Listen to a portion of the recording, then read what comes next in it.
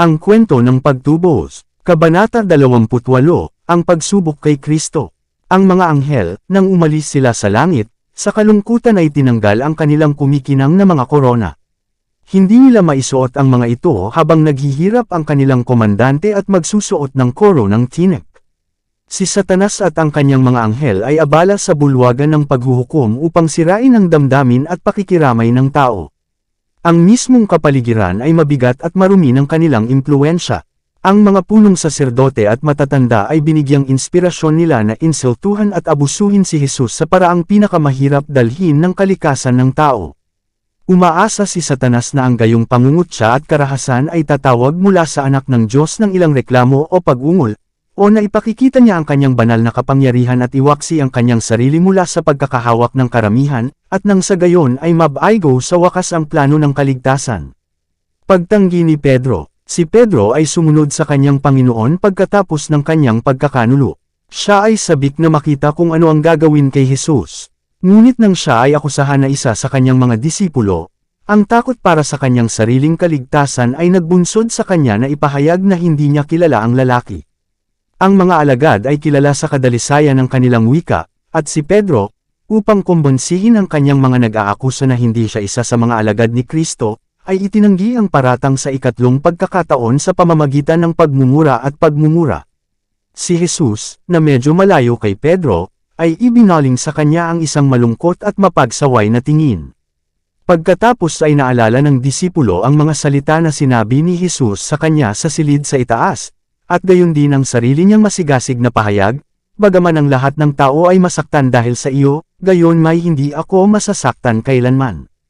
Mateo Kapitulo 26 versikulo 33. Itinanggi niya ang kanyang Panginoon, maging sa pagmumura at pagmumura, ngunit ang hitsura ni Jesus ay natunaw ang puso ni Pedro at iniligtas siya. Siya ay umiyak ng husto at nagsisi sa kanyang malaking kasalanan, at nagbalik loob, at pagkatapos ay handang palakasin ang kanyang mga kapatid. Sa Judgment Hall, ang karamihan ay sumigaw para sa dugo ni Jesus. Sila ay malupit na hinampas siya, at isinuot sa kanya ang isang lumang kulay ube na makaharing balabal, at itinali ang kanyang sagradong ulo ng isang koro ng tinik. Naglagay sila ng isang tambo sa kanyang kamay, at yumukod sa kanya, at mapanuksong binati siya, "Aba, Hari ng mga Hudyo." Juan Kapitulo 19 versikulo 3.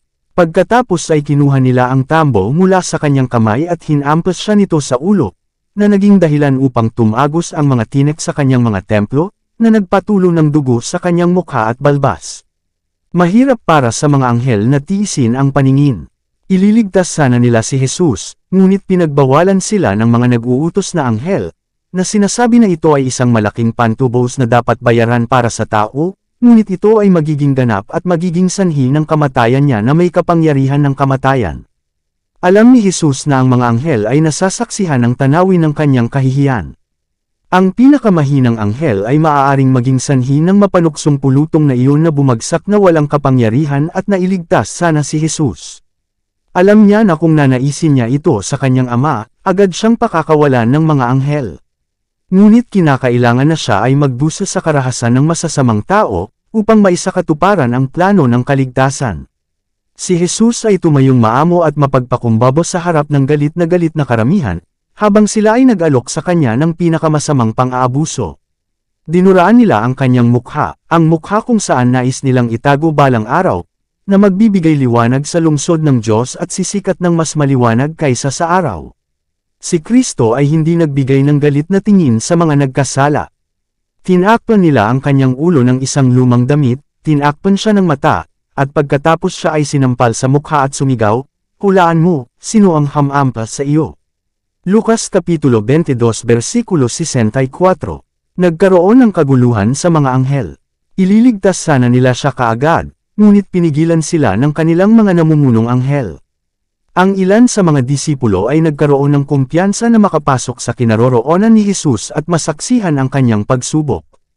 Inaasahan nila na kanyang ipapakita ang kanyang banal na kapangyarihan, at ililigtas ang kanyang sarili mula sa mga kamay ng kanyang mga kaaway, at parurusahan sila dahil sa kanilang kalupitan sa kanya. Tataas baba ang kanilang pag-asa habang nangyayari ang iba't ibang eksena. Minsan sila ay nagdududa, at natatakot na sila ay nalinlang. Ngunit ang tinig na narinig sa bundok ng pagbabagong anyo, at ang kaluwalhatian na kanilang namasdan doon, ay nagpatibay sa kanilang pananampalataya na siya ang anak ng Diyos. Naalala nila ang mga eksenang kanilang nasaksihan, ang mga himalang nakita nilang ginawa ni Jesus sa pagpapagaling ng mga may sakit, pagbubukas ng mga mata ng bulag, pagbukas ng bingi sa mga tainga, pagsaway at pagpapalayas ng mga demonyo, pagbuhay sa mga patay, at maging pinapakalma ang hangin at dagat. Hindi sila makapaniwala na siya ay mamamatay.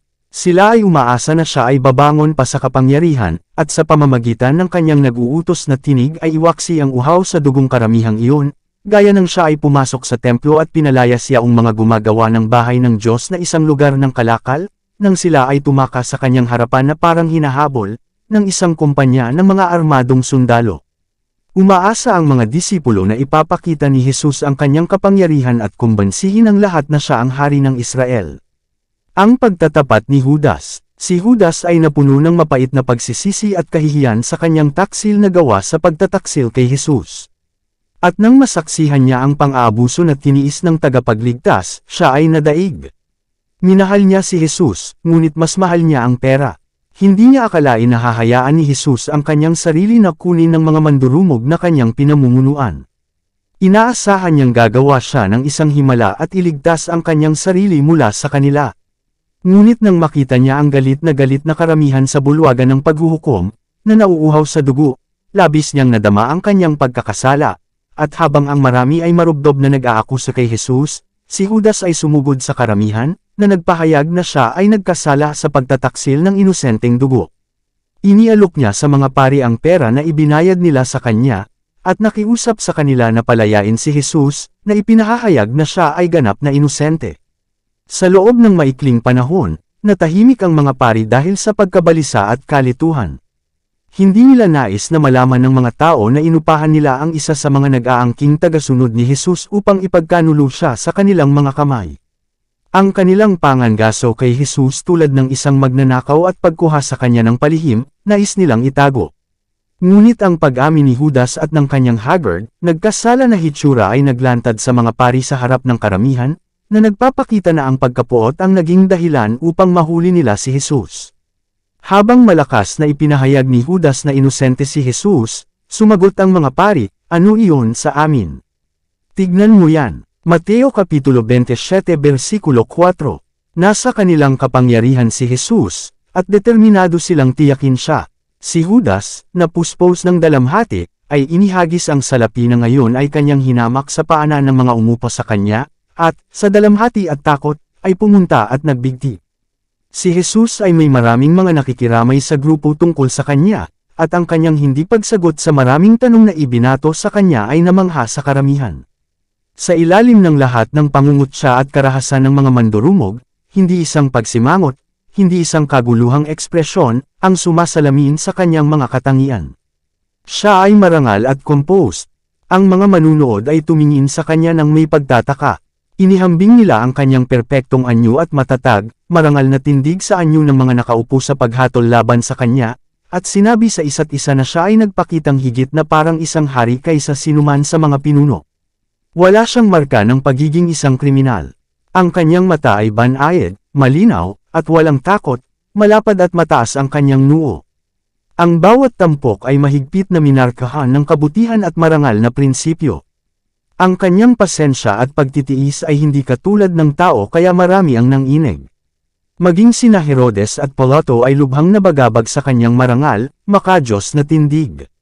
Jesus sa harap ni Pilato. Mula sa una, kumbinsido si Pilato na si Jesus ay hindi karaniwang tao. Naniniwala siya na siya ay isang mahusay na karakter at ganap na inosente sa mga paratang na iniharap laban sa kanya. Ang mga anghel na nakasaksi sa eksena ay minarkahan ang pananalig ng Romanong gobernador, at upang iligtas siya mula sa kakilakilabot na gawain ng paghahatid kay Kristo upang ipako sa krus, isang anghel ang ipinadala sa asawa ni Pilato, at binigyan siya ng impormasyon sa pamamagitan ng panaginip na ito ay ang anak ng Diyos kung saan ang kanyang asawa ay nasa pagsubok, at na siya ay isang inosenteng nagdurusa. Agad siyang nagpadala ng mensahe kay Pilato, na nagsasabi na siya ay nagdusa ng maraming bagay sa panaginip dahil kay Jesus at nagbabala sa kanya na huwag makipag-ugnayan sa banal na lalaking iyon. Ang mensahero, na nagmamadaling sumugod sa karamihan, ay inilagay ang sulat sa mga kamay ni Pilato. Habang siya ay nagbabasa, siya ay nanginginig at namutla, at kaagad na nagpasya na walang kinalaman sa pagpapatay kay Kristo. Kung gusto ng mga Hudyo ang dugo ni Jesus, hindi niya ibibigay ang kanyang impluwensya dito, ngunit gagawa siya para iligtas siya. Ipinadala kay Herodes. Nang mabalitaan ni Pilato na si Herodes ay nasa Jerusalem, siya ay lubos na napanatag, dahil umaasa siyang palayain ang kanyang sarili mula sa lahat ng pananagutan sa paglilitis at paghatol kay Jesus. Kaagad niya siyang ipinadala, kasama ang kanyang mga nagsasakdal, kay Herodes. Ang pinunong ito ay naging matigas sa kasalanan. Ang pagpatay kay Juan Bautista ay nag-iwan sa kanyang budi ng bahid na hindi niya mapalaya ang kanyang sarili. Nang marinig niya ang tungkol kay Jesus at ang mga makapangyarihang gawa na kanyang ginawa, natakot siya at nanginig, na naniniwalang siya ay si Juan Bautista na nabuhay mula sa mga patay. Nang si Jesus ay ilagay sa kanyang mga kamay ni Pilato, itinuring ni Herodes ang gawa bilang pagkilala sa kanyang kapangyarihan, awtoridad, at paghatol. Ito ay nagkaroon ng epekto upang makipagkaibigan sa dalawang pinuno, na dati ay magkaaway. Natuwa si Herodes na makita si Jesus, umaasang gagawa siya ng ilang makapangyarihang himala para sa kanyang kasiyahan. Ngunit hindi gawain ni Jesus na bigyang kasiyahan ang pagkamausisa o hanapin ang kanyang sariling kaligtasan. Ang kanyang banal, mahimalang kapangyarihan ay dapat gamitin para sa kaligtasan ng iba, ngunit hindi para sa kanyang sariling kapakanan. Walang sinagot si Jesus sa maraming tanong sa kanya ni Herodes, ni hindi siya tumugon sa kanyang mga kaaway, na marubdob na nag-aakusa sa kanya. Nagalit si Herodes dahil mukhang hindi natatakot si Jesus sa kanyang kapangyarihan, at kasama ng kanyang mga tauhan ng digmaan ay tinutuya, at inabuso niya ang anak ng Diyos. Ngunit siya ay namangha sa marangal, maka-Diyos na pagpapakita ni Jesus nang mahiyain siyang inabuso, at, sa takot na hatulan siya, ipinadala niya siya muli kay Pilato. Tinutukso ni Satanas at ng kanyang mga anghel si Pilato at sinisikap na akayin siya patungo sa kanyang sariling kapahamakan. Iminungkahi nila sa kanya na kung hindi siya makibahagi sa paghatol kay Jesus ay gagawin ng iba. Ang karamihan ay nauuhaw sa kanyang dugo, at kung hindi niya siya ibibigay upang ipako sa krus, mawawala sa kanya ang kanyang kapangyarihan at makamundong karangalan, at matutulig sa bilang isang mananampalataya sa impostor. Dahil sa takot na mawala ang kanyang kapangyarihan at awtoridad, pumayag si Pilato sa kamatayan ni Jesus. At sa kabila ng inilagay niya ang dugo ni Jesus sa kanyang mga nag-aakusa, at tinanggap ito ng karamihan, na sumisigaw, ang kanyang dugo ay sumaatin, at sa ating mga anak, Mateo Kapitulo 27 versikulo 25, ngunit hindi malinaw si Pilato, siya ay nagkasala ng dugo ni Kristo.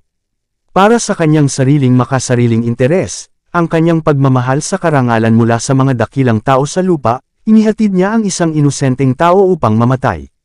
Kung si Pilato ay sinunod ang kanyang sariling mga paniniwala ay wala siyang kinalaman sa paghatol kay Jesus.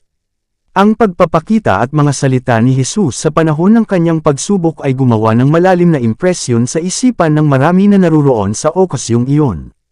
Ang resulta ng impluwensyang ginawa ay maliwanag pagkatapos ng kanyang muling pagkabuhay. Sa mga idinagdag noon sa iglesia, marami ang nahatulan noong panahon ng paglilitis kay Jesus. Labis ang galit ni Satanas nang makita niya na ang lahat ng kalupitan na kanyang pinangunahan ng mga Hudyo na ibigay kay Jesus ay hindi nagdulot ng kahit katiting na bulungan mula sa kanya. Bagamat kinuha niya sa kanyang sarili ang kalikasan ng tao, siya ay sinang-ayunan ng isang tulad Diyos na katatagan, at hindi lumihis kahit katiting sa kalooban ng kanyang Ama.